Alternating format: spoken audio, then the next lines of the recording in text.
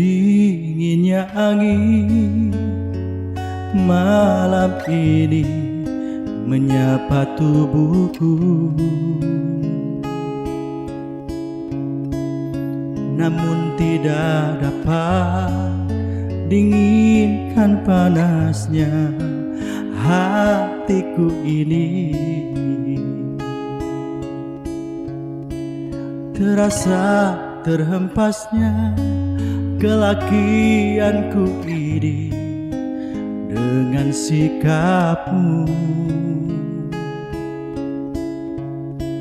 Apakah karena aku insan kekurangan, mudahnya kau mainkan?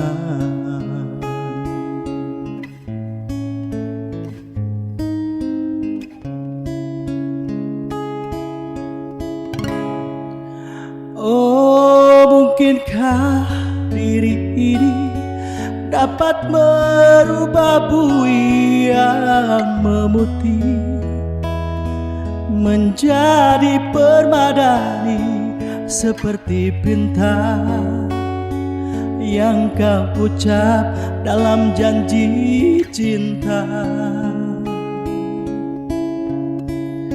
Juga mustahil bagiku menggapai bintang di langit. Siapalah diriku, hanya insan biasa. Semua itu sungguh aku tiada mampu.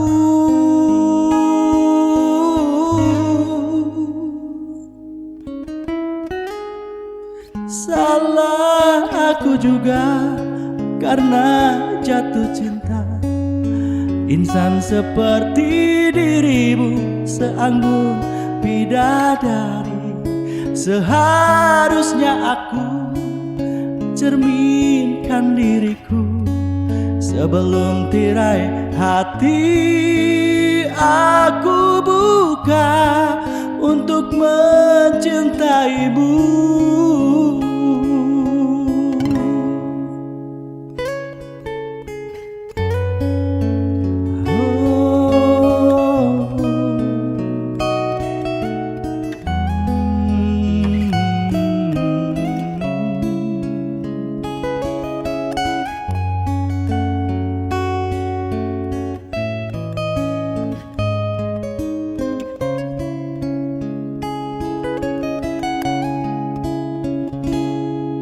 Mungkinkah diri ini dapat merubah bui yang memutih menjadi permadani seperti bintang yang kau ucap dalam janji cinta. Juga mustahil bagiku menggapai bintang di langit. Siapalah diriku, hanya insan biasa. Semua itu sungguh aku tiada mampu.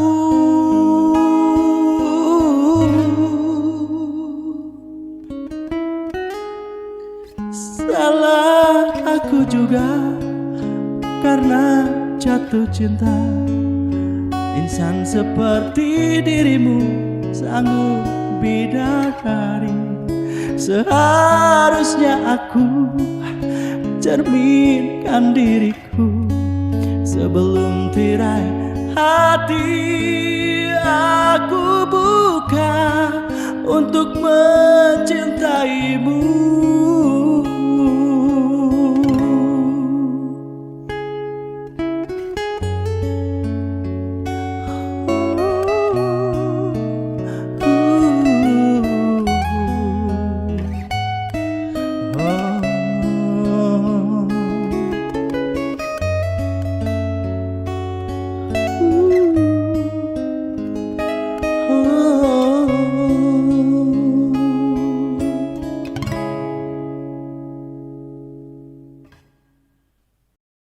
Baik, Assalamualaikum warahmatullahi ta'ala wabarakatuh. Waalaikumsalam warahmatullahi. Jumpa lagi dengan Ngacapruk.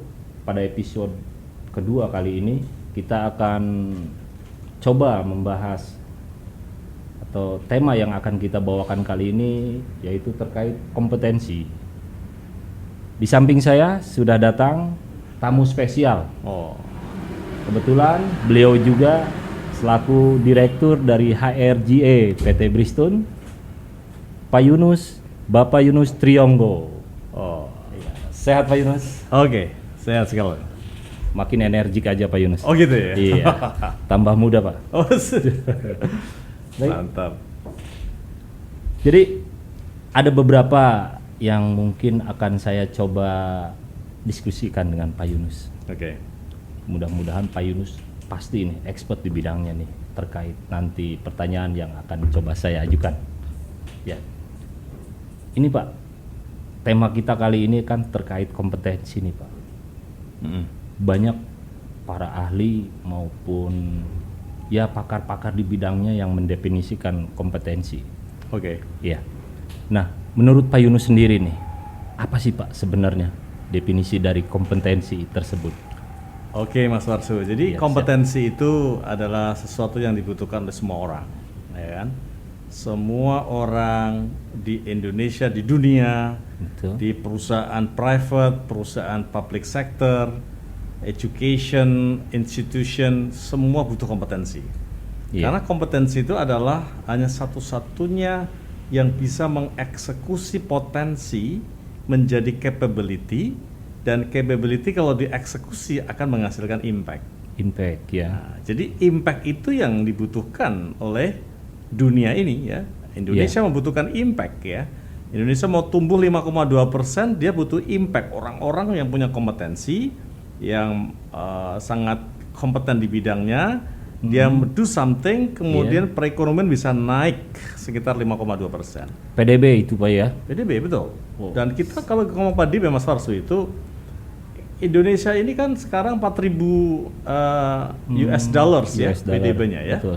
Dan untuk menjadi negara maju kita harus naik jadi 12.000. 12.000.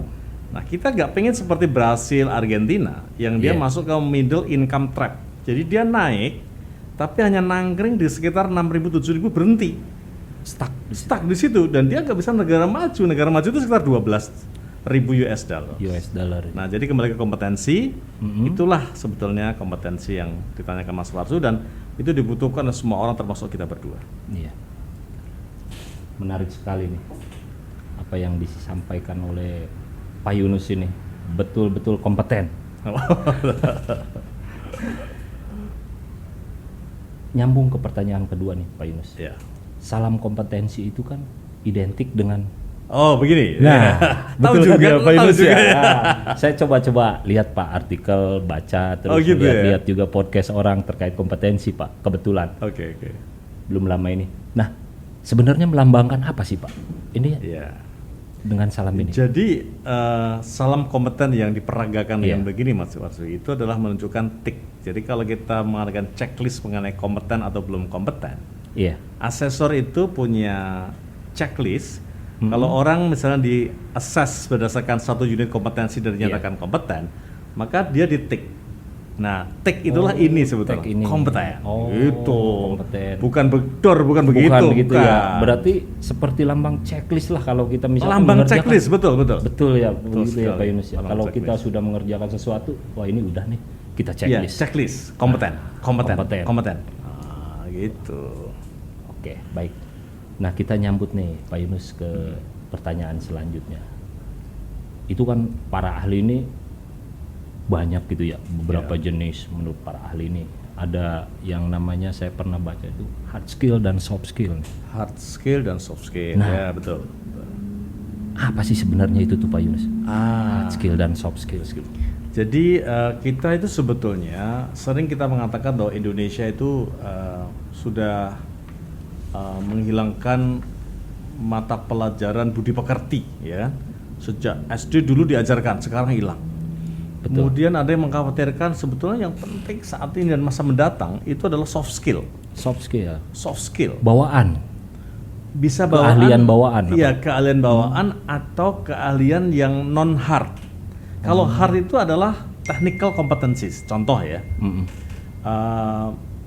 keterampilan untuk mengetik. Ya, Betul.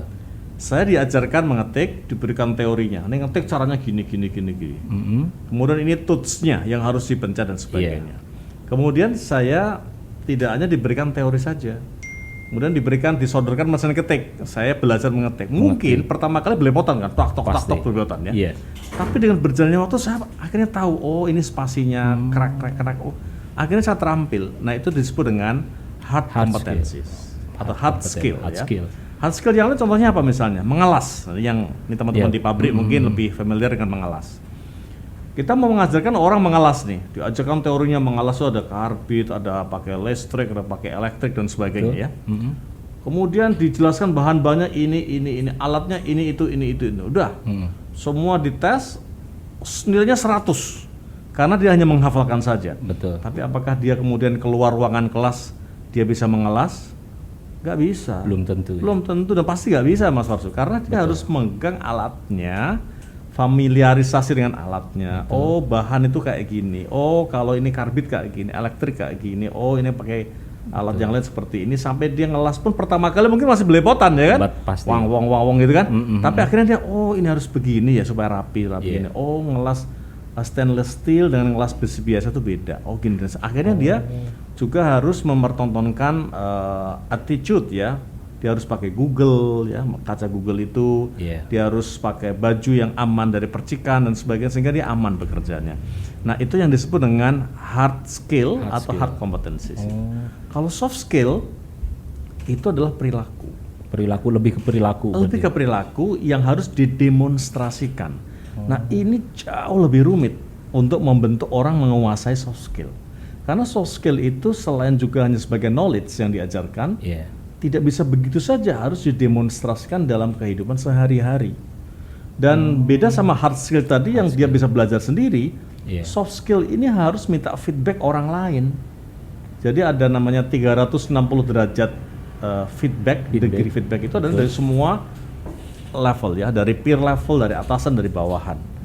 Dan kemudian asesornya itu harus melihat sebagai atasannya harus monitor daily activities, apakah dia mendemonstrasikan soft competencies itu atau tidak. Ada nggak evidence-nya yang dia menunjukkan bahwa dia menunjukkan soft competencies yang diajar. Jauh lebih rumit. Nah itu bedanya. Ajar technical skill, hard skill dan juga soft skill. Ya. Semakin menarik nih apa yang disampaikan Pak Yunus nih. Dan kebetulan juga saya kompetensi ini baru beberapa hari ini baca ya, coba mengimbangi Pak Yunus, ternyata belum berimbang sama sekali. Beliau nih expert di bidangnya nih. Enggak lah. Oke, untuk pertanyaan selanjutnya nih Pak Yunus. Nah ini korelasinya mungkin nanti kompetensi di perusahaan kita nih. Sebenarnya manfaat apa sih yang akan diperoleh nih oleh pengusaha dan pekerja kalau kita menerapkan kompetensi di perusahaan kita? Ya, yang pertama pasti pengusaha itu pengen karyawannya sebuah terampil. Betul ya kan? Seperti pabrik kita, pabrik Brisun di Kerawang dan Bekasi ini, betapa hebatnya ya kita bisa memproduksi produk-produk yang berkualitas. Itu adalah karena operatornya terampil, foreman-nya juga bagus, leadership-nya, supervisornya juga oke, dan mereka mematuhi SOP yang sudah diterapkan. Sehingga bisa menghasilkan ban yang berkualitas. Tentunya pengusaha akan berkepentingan, ya kan? Pasti kan supaya defeknya minimal, produknya juga bisa memuaskan pelanggannya, sehingga at the end of the day, ujungnya itu adalah revenue kan? Sales revenue-nya juga bisa naik. Kemudian dengan kompetensi yang dimiliki oleh karyawan, maka pengelolaan biaya di dalam pengoperasian produksi ban itu juga bisa efisien, ya kan? Sehingga kemudian antara top line sama bottom line itu bisa sesuai yang diharapkan. Bagi pekerja, tentunya pekerja yang memiliki kompetensi yang bagus, nah dialah punya harapan untuk bisa dipromosikan, diberikan tugas yang lebih luas, dan dia namanya bekerja kan tidak hanya mendapatkan gaji Mas Farsul, tapi kenikmatan, kepuasan berkarir, dia berkembang, itu sesuatu yang juga sangat dinanti-nantikan oleh para karyawan, ya kan? Untuk serikat pekerja sama, serikat pekerja juga sama. Kalau Serikat Pekerja juga memiliki anggota-anggota yang kompeten, dia memikirkan secara profesional, maka komunikasi juga bisa berjalan lebih baik, aspirasi disampaikan lebih lancar. Kemudian mereka juga bisa diajak untuk berpartisipasi ya, untuk meningkatkan produktivitas perusahaan, yang ujungnya adalah untuk kesejahteraan anggota SPSI dan keluarganya. Jadi itu saling kait-mengkait masalah. Iya, betul. Jadi ada kecenderungannya gitu, tujuan bersama yang ingin dicapai gitu, Pak, benar, antara pengusaha dengan karyawan. Betul. Jadi kan kalau perusahaan maju, tentunya karyawannya pasti sejahtera. Nah ini ada kesinambungan gitu di situ, Pak. Betul. Ya, menarik Pak Yunus. Oke, baik. Mari kita lanjutkan pembahasan kita terkait tema kompetensi dengan narsum kita Bapak Yunus Triyonggo. Oke, selanjutnya nih Pak Yunus, yang ingin saya tanyakan nih, seperti apa sih di perusahaan kita nih aplikasi untuk kompetensi ini nih Pak Yunus, penerapannya? Karena yang pernah kita terapkan dulu kan ada yang namanya HR system di kita. Nah mungkin sekarang berganti ke grading. Apakah itu yang berbasis kompetensi juga nih Pak Yunus? Iya, sebetulnya grading system itu hanya standarisasi saja. Iya. Yang apa namanya, kita melihat bahwa di setiap organisasi itu pasti ada leveling yang sebagai hasil dari job evaluation. Jadi sebetulnya ujungnya itu adalah grading system itu adalah kerangka untuk pemeringkatan di jabatan-jabatan di perusahaan, ya kan? Betul. Nah itu sebetulnya adalah menunggu di ujung sana hasil dari job evaluation. Makanya setiap jabatan itu harus memiliki job description, job desk-nya ya. Job desk-nya itu yang akan di-evaluate, di job evaluasi oleh petugas yang harus ini certified dan dia memiliki atau mengikuti metodologi yang sah ya, yang kita pakai selama ini ya dari Mercer ya. Dari Mercer. Nah, dari metodologi itu ada 5 elemen besar ya, 5 domain besar yang dinilai dari job description itu, dari load-nya, dimension-nya, responsibility-nya, pola komunikasinya. Di situ diukur degree-nya sehingga muncullah kemudian poin total poinnya berapa, itu masuk range, itu grade-nya berapa. Nah, grade-grade yang dihasilkan ini kan harus dimasukkan dalam kerangka. Nah, kerangka itulah yang disebut dengan grading system yang kita terapkan dan alhamdulillah kita sudah jalankan di Bridgestone ya. Baik. Seperti itu ya Pak Yunus. Nah, kemudian ini nih Pak, yang mungkin ingin saya tanyakan nih sebagai bentuk karir plan di kita nih. Apakah basisnya juga kompetensi ini Pak? Nah, ini pertanyaan yang menarik. Sebetulnya kalau kita menginginkan yang ideal betul ya, di perusahaan itu tuh kenaikan pangkat ya atau level job dan sebagainya itu mestinya dikaitkan dengan level kompetensi yang dikuasai. Betul. Tapi banyak sekali perusahaan-perusahaan yang masih menerapkan cara-cara lama yang penilaiannya itu bukan berdasarkan kompetensi. Tapi dia berdasarkan kepada lowongan promotion yang sudah ada, dipilih dari orang-orang yang sudah siap dari level bawahnya dipromosikan. Nah yang betul itulah seperti contohnya di Astra. Di Astra itu ada AMDI namanya. AMDI. Jadi Astra Management Development Institute ya. Dan dia itu menerapkan beberapa level pelatihan ya. Untuk level bawah itu harus mengikuti pelatihan A, B, C, D, E. Level atasnya lagi harus mengikuti A, B, C, D terus gitu. Jadi kalau dia mau naik ke level berikutnya dia harus menyelesaikan training ini dulu atau semacam kompetensi yang dipersyaratkan di levelnya dia dulu harus selesai dulu. Nah banyak perusahaan yang kemudian karena memang membangun institusi seperti yang tadi saya sebut itu tidak mudah, tidak murah itu. Butuh komitmen ya, butuh investasi, keseriusan. Sehingga ya Astra kemudian bisa menjadi contoh yang baik di Indonesia ya, bahwa coba bayangkan para alumni Astra itu kalau bercerita, saya dulu pernah di level ini loh, saya pernah ikut sama di level ini ya. Jadi dia tuh sangat bangga sebagai ambasadornya Astra, walaupun sudah nggak kerja di Astra, masih terngiang-ngiang di kepala dia. Gitu ya. Nah, Bridgestone menurut saya harus ke sana. Tetapi Bridgestone sebetulnya sudah memberikan contoh yang konkret, tinggal dibuatkan kerangkanya saja menurut saya. Karena coba lihat, Bagaimana kita bisa membuktikan mulai tahun 76 Mas Warsu ya, Iya, dari Bekasi. kita mulai di Bekasi. Tahun 99 di Kerawang sampai sekarang kita menghasilkan ban yang luar biasa. Dan kita sekarang menjadi market leader, Market leader. di passenger tire ya. Dan tadi barusan kita ada perpisahan untuk para interns, para mahasiswa yang magang di tempat kita. Iya. Pada waktu dikasih untuk memberikan kesan dan pesan, belum mulai aja dia sudah menangis. Wah, Karena dia terkesan bahwa masuk Bristol itu tidak mudah. tidak mudah. Dia hanya menikmati di Bristol 4,5 bulan sampai 5 bulan saja sudah sedemikian mendalam. Dan saya juga melihat bahwa para customer kita pun juga sama. Jadi kalau memilih ban itu selalu image yang pertama muncul itu Bristol. Jadi itu adalah hasil dari praktek proses produksi yang sangat hebat yang dipraktekkan di Bristol baik di Bekasi maupun di Kerawang. Dan itu adalah bukti konkret bagaimana kompetensi itu dipraktekkan. Hanya belum dibikinkan rumahnya saja. Nah makanya kalau grading system tadi udah dibuat. Iya. Nah makanya kalau Mas Farsun nanya, lalu bagaimana dengan kita? Makanya kita akan mulai nih. O1, O2, O3 itu harus dibuatkan kerangkanya. Karena teman-teman di produksi yang di Kerawang dan Bekasi ini sebagian besar dikelompokkan di O1 semua kan? Iya. Padahal kan ada operator yang sudah menguasai beberapa mesin. Betul. Kan harus dihargai. Betul. Kalau Mas Farsu punya keterampilan katakanlah membuat A, ternyata belajar sehingga Anda bisa membuat B. Membuat C. Masa disamakan dengan orang yang hanya bisa membuat A? Dalam artian dia punya keahlian lebih. Iya, kan nggak fair dong. Iya, betul. Harus dibuatkan rumahnya sehingga kita bisa memberikan nanti ada namanya assessment. Assessment. Kalau dia lulus assessment itu ya dia layak untuk mendapatkan penghargaan yang lebih.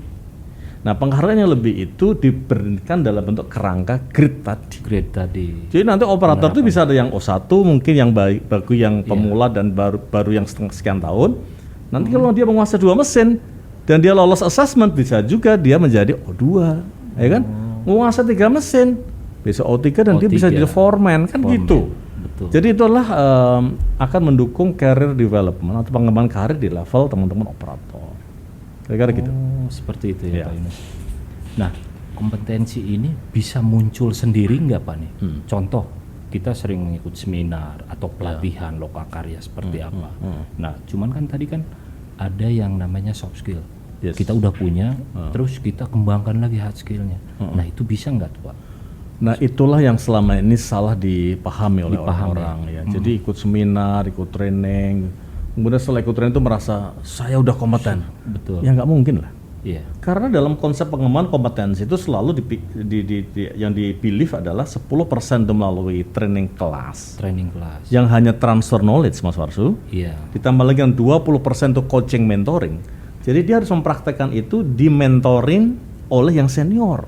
Itu 20% yang menyumbangkan pembentukan penguasaan kompetensi di tempat dia. Sisanya 70% itu penugasan.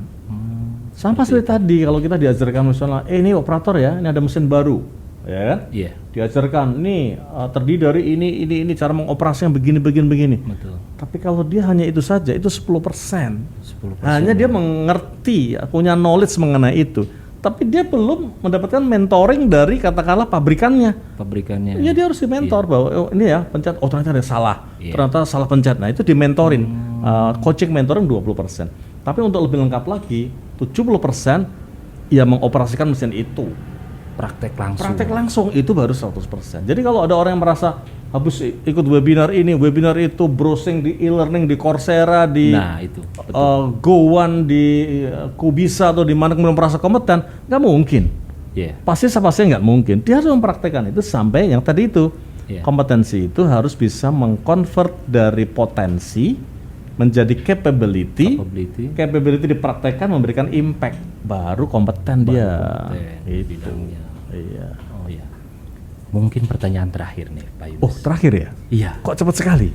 Wah Pak Yunus nih nggak berasa kita udah 45 menit kurang lebih Pak Yunus. Masa sih? Makin asik nih obrolan kita. Cuman saya dikasih materinya sedikit ini. Enggak, gini jawabnya harus gini Mas Farsu. Iya. Nggak apa-apa Pak, ini kan baru versi 1, nanti seri 2, gitu loh jawabnya. Iya. Siap. Nanti saya kasih. Sebenarnya itu yang ingin saya sampaikan. Cuman keduluan Pak Yunus. Jadi dulu kan saya pernah belajar Pak Yunus. Ada istilah the right man in the right place, the right man in the right job. Keren itu. Nah, itu Mantap di itu. perusahaan kita sebenarnya udah diterapkan belum seperti itu, Pak? Itu adalah prinsip dasar. Iya, Jadi kalau kita bicara prinsip dasar itu biasanya itu adalah in the sky, di langit itu. di langit. Betul. Tetapi bukan berarti nggak ada artinya, tetap ada artinya. Betul. Tapi yang di langit itu harus namanya di down to earth kan, dikebawahkan sehingga itu menjadi aplikasi, dibumikan sehingga bisa diterapkan. Nah, the right man and the right place, bahkan ada juga kata-kata in the right time dan in the right skill, itu sangat penting. Sangat penting. Oleh karena itu ya makanya di Prison ini sudah mulai kita terapkan nih, misalnya ada talent review session. Ya. Nah, talent review session ini adalah membahas setiap manajer yang ada di Prison itu setahun sekali. Setahun sekali. Dibahas, dikulitin satu-satu. Betul. Si orang ini tuh punya kompetensi apa saja, sudah pernah berada di karir historinya di mana saja. Iya. Kedepannya kita mau kembangkan sebagai apa, dia suksesor di posisi apa. Kita udah catat semua nih. Jadi kemarin yang kita lakukan di bulan Oktober yang lalu itu sudah sampai ke M8. Nah, konsep ini saya sudah minta ke TM yang baru, ya, talent management manager yang baru, coba diterapkan di level di bawahnya untuk Bridgestone Tire Indonesia. Karena tadi itu programnya dari Singapura. Dari Singapura. Basecap. Terapkan sampai M7 aja misalnya, M7 atau P7 sampai M8, M9, coba terapkan. Setelah selesai nanti coba terapkan di supervisor level, siapa-siapa yang disiapkan untuk menggantikan posisi manajernya. Manajernya. Bahkan tadi saya ngomong sama Pak Bambang Kurniawan, untuk level foreman ini kan ada sekitar 50 di Kerawang, 50 di Bekasi, 40 sekian di Bekasi. Jadi sekitar 100 lah. Betul. Nah, itu perlu diberikan pelatihan ya, leadership dan sebagainya sebagai foreman produksi. Apa yang dia harus lakukan sebagai foreman produksi. Dan itu ternyata modulnya itu ada di INMEC. Nah, makanya tinggal itu didaratkan, dieksekusi, kemudian oleh para foreman yang sekarang sudah ditunjuk jadi foreman itu dipraktekkan, Mas Warsu. Diaplikasikan. Diaplikasikan, manajernya atau atasannya, M7-nya atau P7-nya memberikan mentoring coaching. Nah, baru itu nanti akan terstandardize bahwa foreman di Bridgestone itu harus memiliki kompetensi 1, 2, 1, 2, 3. Sebagai prasyarat untuk kita lebih maju. Iya, standarisasi, betul. Setuju Pak Yunus. Oke, baik Pak Yunus, sebagai closing statement nih, sebentar lagi kita kan akan memasuki tahun baru.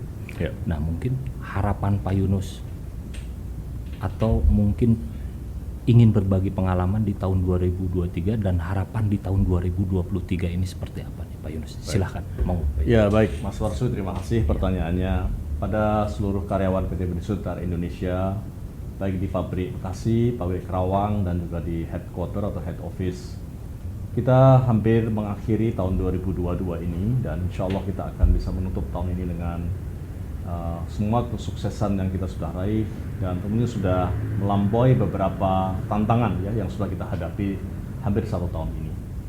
Saya juga mengucapkan terima kasih kepada teman-teman dari PUK SPSI dari 3 wilayah, dari pabrik Bekasi, Kerawang, dan juga headquarter, head office, yang terus bekerja sama ya dan berkomunikasi secara efektif dengan tim dari manajemen untuk terus mengedepankan prinsip zero unresolved industrial relation dispute. Jadi tidak ada permasalahan hubungan industrial itu yang tidak terresolve. Ya. Semua bisa kita upayakan dengan dialog yang terbuka, dan tentunya ujungnya adalah untuk sustainability dan juga untuk competitiveness PT Bridgestone Tire Indonesia. Jadi mari kita songsong tahun 2023 dengan penuh semangat dan juga dengan impian-impian indah kita yang akan kita ciptakan di tahun depan. Tentunya itu semua tidak ada yang gratis, kita harus perjuangkan dan kita harus upayakan, dan hubungan yang sudah sangat baik antara PT Bridgestone Tire Indonesia dan juga PUK SPSI dari 3 wilayah ini kita tetap terjalin dengan baik, dan kita kedepankan aspek-aspek bagaimana Bridgestone terus berkembang untuk mengedepankan kesejahteraan karyawan dan keluarga seluruh karyawan PT Bridgestone Tire Indonesia. Dan tantangan di tahun depan, kita tahu bahwa tahun depan ini dihantui dengan krisis dunia dan juga tantangan-tantangan lokal, termasuk bagaimana kita mendapatkan raw material untuk produksi ban kita. Dan aspek kompetensi tadi yang sudah ditanyakan Mas Farsu juga akan menjadi topik utama juga. Karena untuk keberlangsungan perusahaan ini dibutuhkan orang-orang yang punya skill, punya kompetensi, dan punya behavior ya, atau attitude yang kita harapkan bisa terus menopang keberhasilan PT Indonesia Indonesia ke depan. Sekali lagi saya ucapkan selamat tahun baru tahun 2023, sukses buat kita semua. Assalamualaikum warahmatullahi wabarakatuh. Waalaikumsalam warahmatullahi wabarakatuh. Untuk podcast kali ini kita cukupkan sampai di sini. Tema kita kali ini kompetensi dan narsum kita Bapak Yunus Triyonggo. Alhamdulillah untuk Ngacapruk edisi 2 kali ini ngobrol asik cara PUK gitu. Siap Pak Yunus, terima kasih Pak Yunus, terima kasih salam banyak. sehat, salam sukses. Assalamualaikum warahmatullahi wabarakatuh. Waalaikumsalam.